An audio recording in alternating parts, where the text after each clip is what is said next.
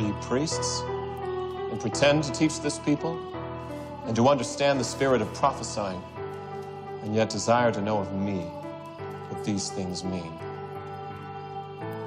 Woe be unto you for perverting the ways of the Lord. In reading in Mosiah, I came across something that I actually intended to talk about while I was doing my videos, but I forgot to mention it. So I want to mention it here, because I thought it was something rather nice. It was a nice touch, nice flourish in there, you might say, in the text of the Book of Mormon.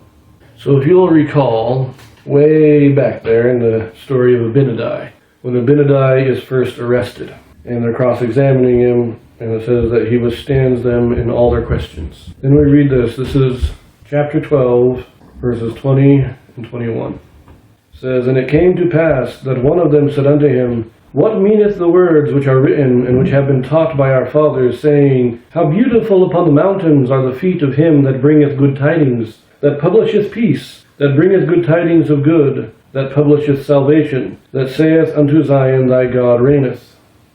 Now that's not all the quote, but this is quoting from Isaiah chapter 52, verse 7. How beautiful upon the mountains are the feet of him that bringeth good tidings. Now later on, when Abinadi is preaching, he interprets this, he gives them the meaning, and he states this. This is in chapter 15. Let's start in verse 13, and we're going to read through verse 17. Yea, and are not the prophets every one that has opened his mouth to prophesy, that has not fallen into transgression? I mean, all the holy prophets, ever since the world began, I say unto you, that they are his seed. And these are they who have published peace, who have brought good tidings of good, who have published salvation, and said unto Zion, Thy God reigneth. And oh, how beautiful upon the mountains were their feet.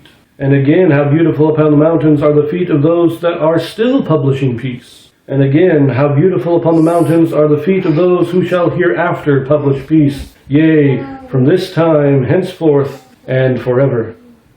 And I did talk about this when I read these two chapters. That this is talking about all the missionaries, not just the prophets, but all those who preach the gospel. And then I was reading in chapter 27. This is the conversion of Alma and the sons of Mosiah. The end of this chapter talks about them going around preaching the gospel to the Nephites, trying to undo all the harm that they had done. And then we get this, the last two verses, verses 36 and 37 in chapter 27. And thus they were instruments in the hands of God in bringing many to the knowledge of the truth, yea, to the knowledge of their Redeemer. And how blessed are they, for they did publish peace. They did publish good tidings of good, and they did declare unto the people that the Lord reigneth. This is Mormon showing us that the sons of Mosiah, after they repented, after their conversion, they went in their strength, declaring the word of God.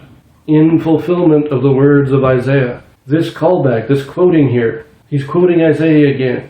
We just read a few chapters earlier Abinadi and his preaching and his explanation of Isaiah, and now Mormon is saying, look, these are those who have fulfilled this.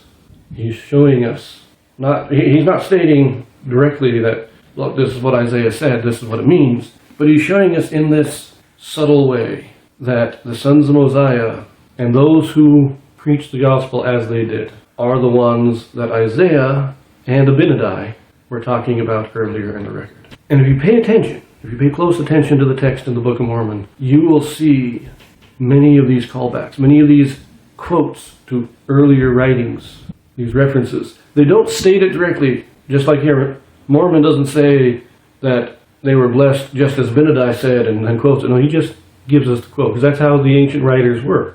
They didn't necessarily state who they were quoting, they just quoted it. And if you pay attention, you'll see many things like this throughout the book. Darkest abyss, but now I behold the marvelous light of God. My soul was racked with eternal torment, but I am snatched and my soul is pained no more.